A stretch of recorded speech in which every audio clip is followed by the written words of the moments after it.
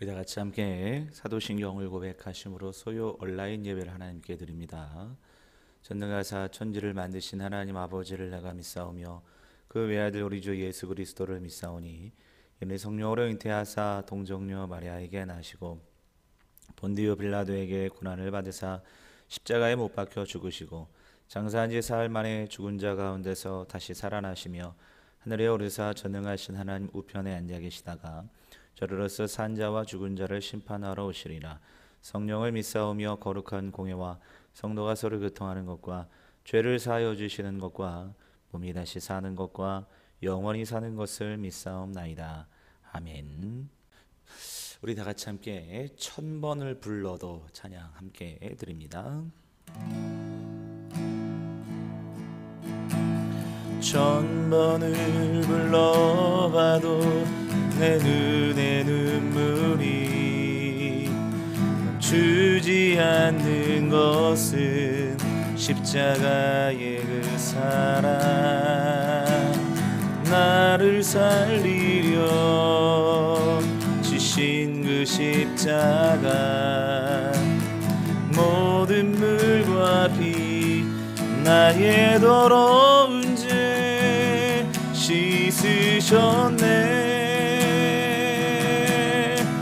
나를 향한 그 사랑, 생명을 내어주사 영원한 생명을 내게 주심을 감사해.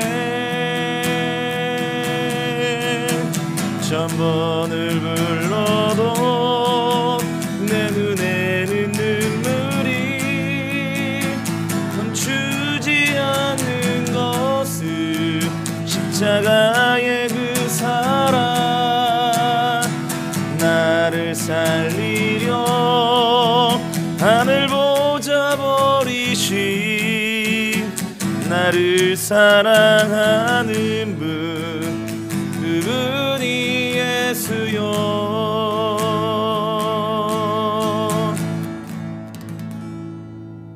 하나님의 말씀은 아모스서 1장 1절 말씀만 우리 함께 나눕니다. 유다 왕 우시아의 시대, 곧 이스라엘 왕 요아스의 아들 여로보암의 시대에 지진전 2년에 드고와 목자 중 아모스가 이스라엘에 대하여 이상으로 받은 말씀이라. 아멘. 우리가 그동안 우리 이사야서를 수요 예배를 통해서 함께 살펴보았는데, 우리 지난번 특별 새벽 예배 기간 동안에 우리 이사야서를 마무리했고요.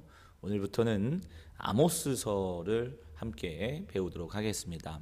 오늘은 아모스서를 들어가기 전에 전체적인 그 아모스서를 배우기 위한 우리 개관을 함께 좀 살펴보려고 하는데요.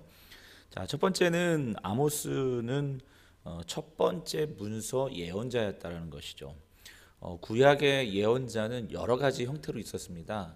이제 우리가 성경을 통해서 접하는 예언자들을 우리가 흔히 문서 예언자다 이렇게 이야기하고요. 그러니까 글을 남겼다는 거예요. 문서를 통해서 예언 활동을 했던 선지자들을 우리가 이제 문서 예언자라고 하고요.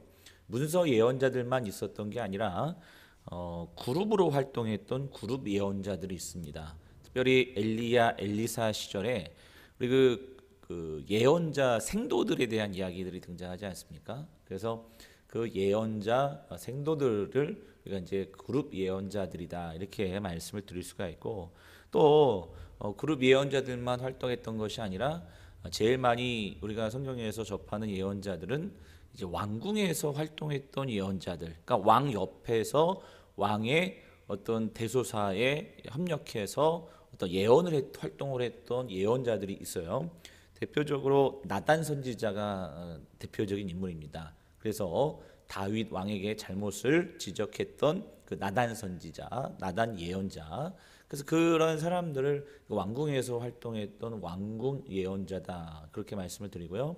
우리가 이제 성경에서 이사야, 호세아, 예레미야, 그다음에 뭐 미가 뭐 이런 사람들, 성경에 등장하는 그 기록된 문서로서 활동했던 예언자들을 우리가 이제 흔히 문서 예언자들이라고 하는데, 오늘 본문에 우리가 배울 이제 아모스서는 8세기 문서 예언자였습니다. 그러니까 BC 8세기에 활동했던 예언자였고 문서 예언자였고, 그리고 문서 예언자로서는 가장 첫 번째 활동했던 문서로서 활동했던 문서 예언자다, 이렇게 말씀을 좀 드릴 수가 있습니다. 이 8세기 예언자들 중에서는 아모스, 이사야, 호세아, 또 미가라는 이제 선지자가 있는데요, 예언자들이 있었는데요. 그 중에서도 제일 첫 번째 예언자, 가장 먼저 등장했던 예언자가 바로 아모스라, 이렇게 말씀을 좀 드릴 수가 있습니다.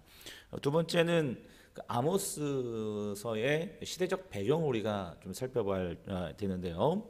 오늘 본문을 보시면 그 아모스 선지자가 활동했던 그 시기에 대해서 간략하게 언급하는 본문이죠. 유다 왕 우시아의 시대, 곧 이스라엘 왕 요아스의 아들 여로보암의 시대, 지진 전 2년에, 이렇게 말씀하고 있죠. 그러니까 아모스 선지자가 활동했던 그 시기가, 유다의 왕은 남유다, 남쪽 왕국의 유다 왕은 누구였냐면 우시아가 다스리고 있었고, 또 북이스라엘에서는 여로보암 2세가 다스리고 있었던 시기였다, 이렇게 말씀을 드릴 수가 있습니다. 구약의 왕들 가운데는 동명이인이 있습니다. 바로 여로보암이라는 사람인데, 우리 솔로몬이 죽자 그 남왕국과 북왕국으로 갈라지게 되거든요. 그래서 남왕국은 르호보암 왕이, 그리고 북왕국은 오늘 본문의 이름이 똑같은 여로보암 왕이 그렇게 다스리게 되거든요. 그래서 여로보암이 이제 법궤를 대신할 황금 송아지를 만들잖아요. 그래서 성경에서 여로보암이 굉장히 많이 등장합니다. 그래서 하나님을 배신했던 왕으로 굉장히 많이 등장하는데, 오늘 본문에 등장하는 여로보암은 그 여로보암이 아니고 이제 후기에 있었던 BC 786년에서 745년 또는 746년까지 약 40년간을 북왕국을 다스렸던 우리가 이제 여로보암 2세라고 할 수가 있습니다.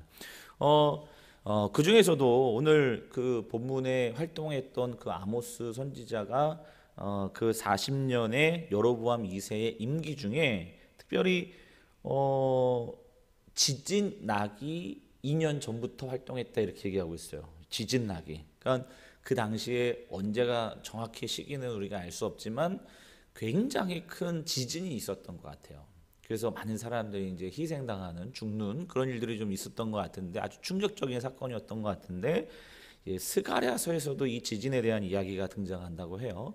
그래서 이제 학자들이 이때가 언젠가 이렇게 좀 많이 따져봤는데 대략 정확진 않아요. 대략 한 BC 기원전 760년경에 이 지진이 있었을 것이다, 이렇게 말씀을 드릴 수가 있습니다. 그래서 아모스 선지자가 활동했던 시기는 대략 한 760년경에서 그죠? 여로보암 2세가 활동했던 한 740년대 초반 또는 중반까지 활동하지 않았을까, 이렇게 생각을 할 수가 있습니다. 아모스 선지자가 활동했던 이 시기는 그 여로보암 2세가 다스렸던 그 북왕국의 그 시대적인 좀 배경을 우리가 좀 살펴볼 필요성이 있는데요. 북왕국, 북이스라엘을 아주 괴롭혔던 왕국이 하나 있습니다. 바로 아람 왕국이라는 곳인데, 그 아람이 북이스라엘 좀 북동편에 있거든요. 그 아람 왕국이 끊임없이 북이스라엘을 괴롭혀요. 그래서 북이스라엘에 길을 펴지 못했었는데, 그 시기에 여로보암 2세 시대에 그 북동쪽에 아수르라는 나라가 이제 만들어지게 돼요. 그리고 세력이 굉장히 넓혀지게 됩니다. 그러다 보니까 이 아람이라는 제국이 이 북이스라엘에 신경 쓸 겨를이 없는 거예요. 왜냐하면 북쪽에 아수르라는 나라가 끊임없이 자기들을 견제하니까. 그래서 이 아람이라는 제국이 상대적으로 굉장히 약화됩니다.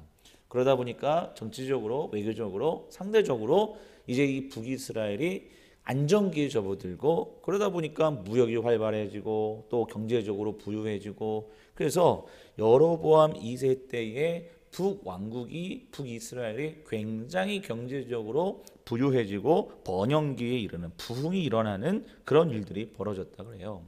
이제 문제는 이렇게 정치적으로 외교적으로 큰 부흥을 겪었지만 그러다 보니까 이제 사회적으로는 굉장히 심각한 경제적 갈등 속에 있었던 그런 시기가 바로 이때다 이렇게 말씀을 드릴 수가 있습니다. 엄청난 재난 증식으로 인해서 굉장히 거부가 등장을 하고요. 그 다음에 이제 그 많은 소작농을 거느리는 드넓은 토지를 소유하는 이제 그 지주들이 등장하고요. 그러다 보니까 부익부 빈익빈 현상이 나타나서 가난한 사람들은 점점점 가난해지고, 그리고 돈이 없으면은 노예로 팔려가고, 그다음에 부자들은 점점점 부유해지는 그런 사회에 여러 가지 어떤 문제들이 발생하기 시작했던, 그래서 그때의 문제를 지적했던 선지자가 바로 아모스다 이렇게 말씀을 좀 드릴 수가 있습니다. 그러니까 이제 세 번째로 함께 살펴볼 내용은, 그러면 아모스가 누군가, 아모스의 출신에 대한 이야기가 잠깐 언급되고 있는데요. 우리 본문에서는 이렇게 말씀하고 있어요. 드거와 목자 중 아모스가 이렇게 말씀하고 있어요. 자, 드고아라 출신이었다고 이야기하고 있는, 드고아가 어디냐면 그 예루살렘으로부터 남쪽으로 약 한 15km에서 16km 떨어진 아주 소도시라고 이야기합니다. 근데 그 드고아 출신으로서 뭘 하고 있었느냐? 목자였다. 우리 목자였다. 이렇게 얘기하고 있고요. 그 다음에 이제 나중에 7장에 넘어가시면 7장 14절에 본인을 소개할 때 나는 뽕나무를 재배하는 사람이다. 이렇게 이야기를 해요. 그러니까 이 아모스는 목동 출신이었고, 그 다음에 뽕나무를 재배하는 이제 그 농장주였다, 농장 출신이었다, 농사를 지었던 사람이었다. 이제 이렇게 우리가 생각될 수 있는데, 문제는 뭐냐면 우리가 흔히 농사를 지었고 목동 출신이라 이제 굉장히 그 출신이 별로 좋지 않은 뭐 이런 사람으로 우리가 이제 생각되어지는데, 그렇지 않다는 거죠. 우리 그 오늘 본문에 우리가 이제 한국어로 번역한 본문에는 목자라고 이야기하는데, 이 목자로 번역된 히브리어 노케드라는 단어가 구약 성경에 딱 두 번밖에 등장하지 않는데요. 이 노케드라는 단어가 나중에 열왕기하 3장에 등장하는데, 거기에는 이 노케드라는 단어가 양의 10만 마리를 갖다 바치는, 그러니까 이 목자라고 번역된 이 노케드는 그냥 양 한두 마리 키우는 가난한 소작농 그런 목동 출신이 아니고 굉장히 많은 양을 키우는 거부였다고 우리가 해석할 수 있다는 거예요. 뿐만 아니라 뽕나무를 지배하는 자인데, 뽕나무는 이제 우리 성경에서 뽕나무로 번역을 했지만, 우리 그 뽕나무에 올라간 삭개오 이야기할 때도 제가 말씀드렸잖아요. 그래서 뽕나무가 아니고 돌무화과 나무입니다. 그래서 돌무화과 나무를 굉장히 많이 재배하는 농장주였다. 그래서 많은 사람들이 추측하건대 아모스는 단순히 그냥 가난한 배경 출신의 약한 그런 사람이 아니고 굉장히 부자 출신의 이름 있는 집안의 자제였다, 사람이었다, 이렇게 이제 추측을 합니다. 거의 다 동일하게 생각을 해요. 뿐만 아니라 어떤 분들은 이 이제 아모스 성경 전체를 볼 때에 그 문체나 그다음에 그런 형식이나 이런 부분들이 굉장히 교육을 많이 받은, 상당한 교육을 받은 사람일 것이다라고 이렇게 추측을 합니다. 그럼에도 불구하고 이 아모스서가 다른 배경에서 이야기하고 있어요. 무슨 얘기냐면, 지금 첫 번째는 드고아는 예루살렘 남쪽으로 15km, 16km 떨어진 곳이잖아요. 그러니까 남왕국 출신이에요. 남왕국 출신이었던 아모스가 어디에서 예언 활동을 하느냐? 북왕국에 가서 예언 활동을 하더라는 거예요. 그 다음에 이게 이질적이잖아요. 그 다음에 두 번째는 뭐냐면, 이렇게 자신도 부유한 가정에서 태어난 부유한 사람임에도 불구하고 이 아모스는 하나님께 부름을 받고 그 부유했던 모든 생활들을 다 포기하고 북왕국으로 가서 거기서 지탄받고 그다음에 굉장히 억압을 받으면서 북왕국에서 살고 있는 부유한 사람들을 비판하고 그 사회적으로 상대적으로 높은 위치에 있는 사람들을 비판하고 왕국을 비판하는 그러한 사람을 하나님 앞에 쓰임 받았던 인물이 바로 아모스였다는 거죠. 이제 오늘날 우리가 사회를 살아가면서 우리 세상을 살아가면서 우리 사회가 어떻게 보면 아모스가 활동했던 북이스라엘의 사회적 배경과 굉장히 비슷해요.